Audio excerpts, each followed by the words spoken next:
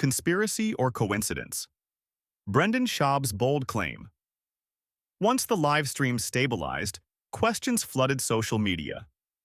How could a platform as huge as ESPN Plus go down right before a high-stakes main card? Brendan Schaub's theory fanned those flames even higher. According to Schaub, this was no ordinary slip-up. He implied ESPN might have engineered the outage to remind the UFC who holds the real power, especially with their broadcast rights set to expire soon. Schaub isn't shy about wearing a metaphorical tinfoil hat, but this time, even skeptical fans stopped to listen.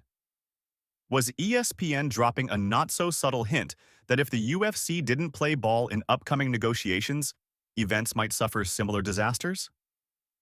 ESPN has never confirmed this, of course. They insisted the failure was purely a technical mishap and promised to improve their streaming stability.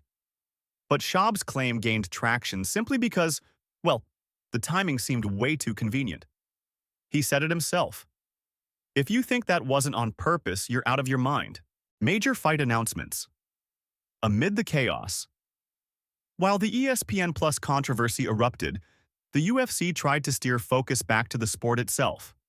One notable update was the rebooking of Curtis Blades vs. Rizvan Kuniev, now set for UFC Gore on May 17th. Their original matchup at UFC 313 vanished mere hours before the event when Blades fell ill, fueling more confusion during a night that was already on shaky ground. In the days that followed, new fights were steadily added to upcoming cards, almost as if the UFC wanted to say, "We're fine, keep your eyes on the next show." Yet, the streaming meltdown remained a hot topic. Even with fresh matchups to dissect, fans still wanted answers about ESPN Plus and what might happen if the UFC's broadcast future moved elsewhere. Conor McGregor and the roars of booing fans. Conor McGregor is an undeniable force in MMA, but even global icons aren't immune to criticism. Just a day after UFC 313, he showed up at a Limp Bizkit concert in Dublin. Instead of cheers, he was greeted with a chorus of boos. It sounds like you're in love with Conor McGregor here.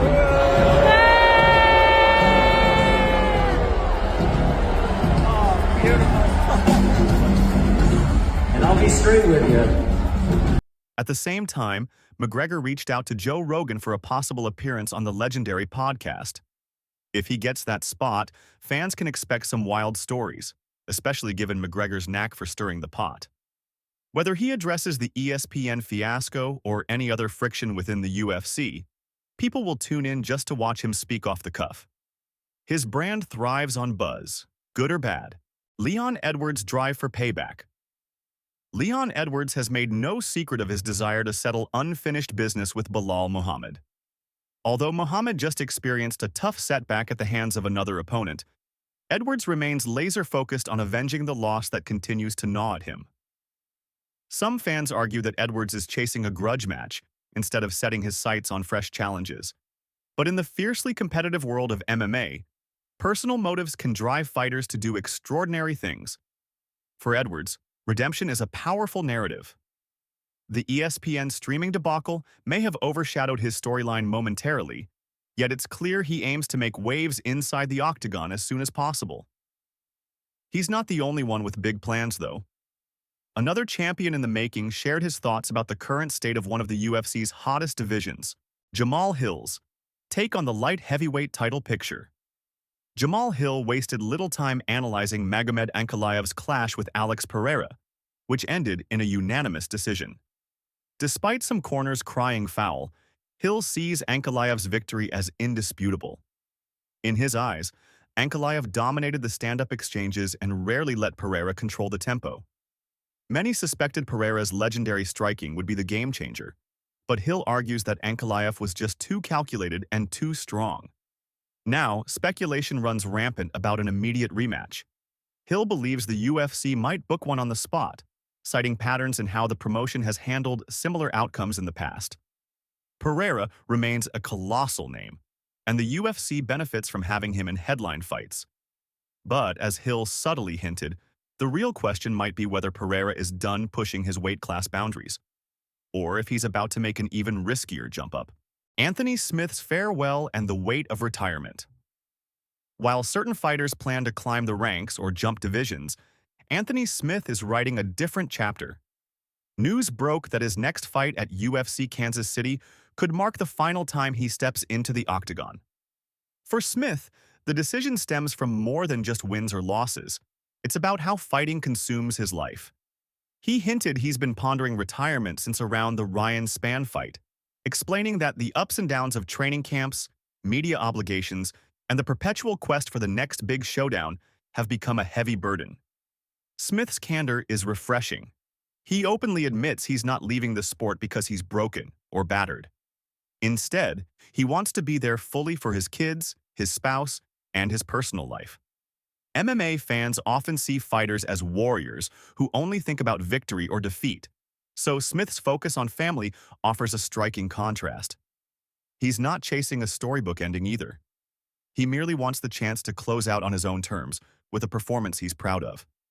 That sense of closure can be elusive in a sport where anything can happen in the cage. Daniel Cormier's doubts about Alex Pereira at heavyweight. Daniel Cormier has been around the block, an Olympic wrestler, former two-division champion, and longtime MMA commentator. After watching Pereira fall short against Ankalaev, DC dropped a bombshell of skepticism. He doubts Pereira has enough power or grappling defense to succeed at heavyweight. Dana White had floated the idea that if Pereira had beaten Ankalaev, he might leap into a heavyweight showdown with whoever emerges victorious from the John Jones versus Tom Aspinall matchup. But Cormier wasn't buying it. He pointed to Ankalaev's ability to pressure Pereira without suffering the lethal counters many anticipated. If that same scenario unfolds at heavyweight, where bigger fighters can absorb more punishment and dish out devastating blows, Cormier fears Pereira might be out of his depth. Though some fans believe Pereira's legendary striking can carry him through any division, DC's concerns highlight a broader question. Just how far can raw striking power go when faced with a well-rounded skill set at significantly higher weight? Justin Gaethje's title. Demands and management speculation. Fresh off a win against Rafael Fiziev, Justin Gaethje has turned his attention to the lightweight title. In a recent social media post, he made it crystal clear he wants a shot at Islam Makhachev. But the post's wording raised eyebrows among fans, who suspected that Gaethje's outspoken manager, Ali Abdelaziz, might have typed it. After all, references to exhibition fights and an urgency to challenge the champion sounded a bit out of character for Gaethje. Fans quickly ridiculed the possibility on X, pointing out how easily they can distinguish Ali's tweets from the fighters he represents.